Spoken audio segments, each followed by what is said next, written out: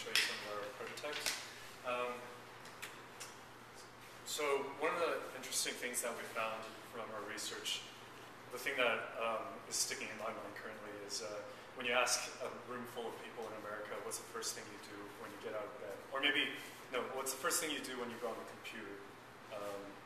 Just raise your, say what you do. Check my email. Email, news, anyone, maybe, mostly email. So in China, what we've discovered, at least with the user group that we've talked to, the first thing they check is their BBS. The BBS is where they go and find other people's opinions, see what news is coming on, and check if other people have replied to things they've posted.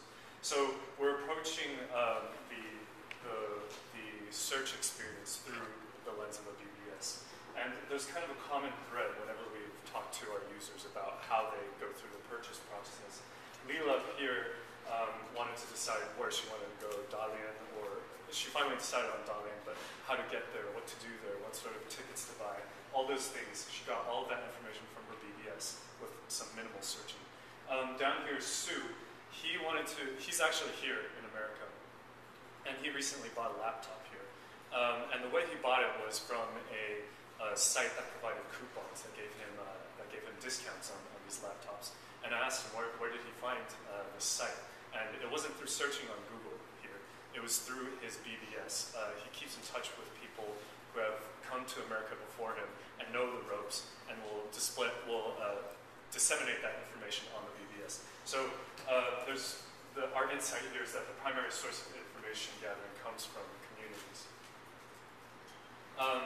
So if we take a closer look at the purchase process, we can kind of split it into two different steps. At the beginning, there's the step of defining what I want. You're not sure what you want, and because you don't know what you want, or even that you have something that you want, there's nothing that you would actually act upon, as opposed to the second stage where you realize, yes, I need something, I'm going to go out and get it.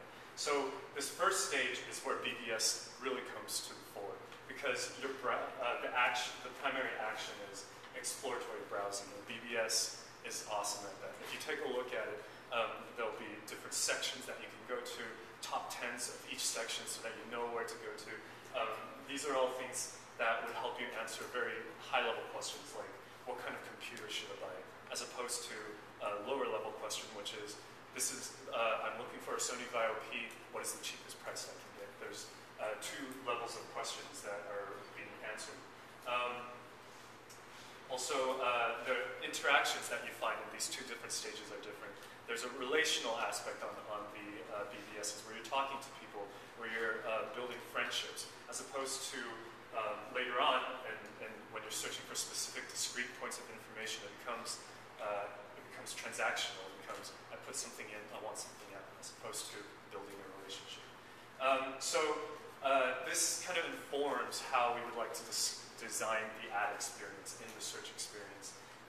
For the earlier experience of defining what I want, it's more aspirational, it's emotional, it's relational, as opposed to later on, it's comparative, it's rational, it's about numbers. So this is how we'd like to inform the ad experience.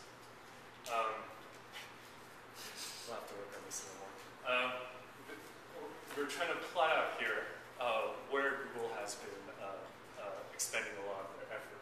If we're taking a look at this blue section here, this is discrete information, things like how much does a Sony VIOP cost? Where can I go buy it?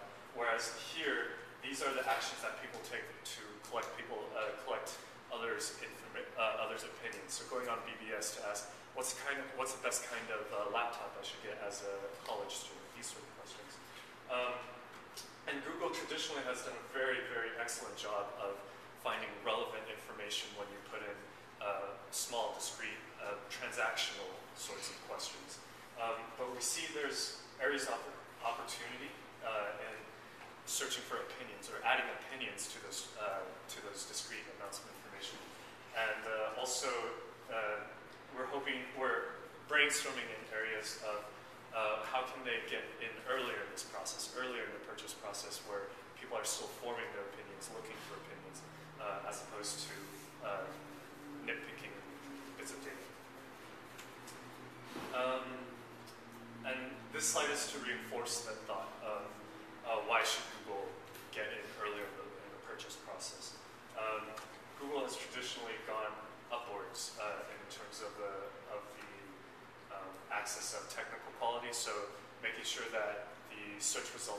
relevant, making sure that the advertisers are not fraudulent, as opposed to Baidu and other Chinese services that go more towards a social understanding of people.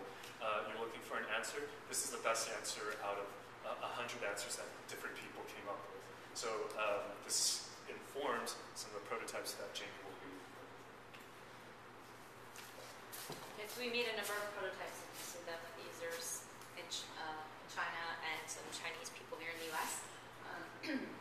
These were informed around the principles that Marshall's been talking about, which are often about community. So how do you make the Google experience more like a BBS, because that's where Chinese people get their information from. And we had a lot of hypotheses around, do you need to quantify it? Do the people need to be similar to you in order for the information to be relevant? And what actually defines sort of that element of trust that the Chinese have in the community? So our first prototype is, it's all in Chinese obviously, so for those of you who can read it, but it's a Google opinion, and what this is doing is rating a movie, and it's showing what % of people like the movie and so forth. And this is the result of sort of a Google search, and then you still have your ads over here as well. And what this does is basically make Google more relevant for the Chinese users in terms of the type of information that it's putting forth, instead of just simply links from a search on the internet. It's putting forth the opinion of the community. So what we learned from this prototype, which is very interesting, you can see here we have the percent, and a number of people unprompted basically said they need to see the numbers there. So we saw throughout all our prototypes actually that quantification is actually a really important thing. The pure number of people who is in the site does matter in China. But on the flip side, so they need the high level buy-in, I would say, from the community. And then on a more granular level, it's very important to be able to read the individual comments. So the pure number of quantification is not enough. But if the number is 5, even though 100% of the people liked it, that doesn't mean anything in China. So this was our first recommendation, but the main solution principles coming out of it are the quantification piece and also the individual comments. So the second one we have is basically a Google search. What's different about this than normal Google? You can see here these purple sentences right here. Basically, you have to say this many people in your area of Beijing clicked on the link, or you say this many people in the last 30 minutes and so forth, so it puts a time frame around it. So what we learned from that is that people are more likely to click on the ads if they understand how popular they are, essentially.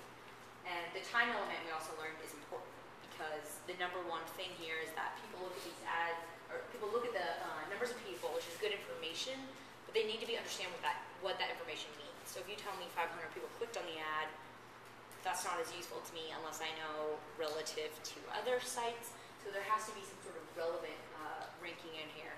And the other thing we picked up also from our prototyping interviews is that customization in building a solution could potentially be very key, because we had a wide variety of people who like, for example, the granularity level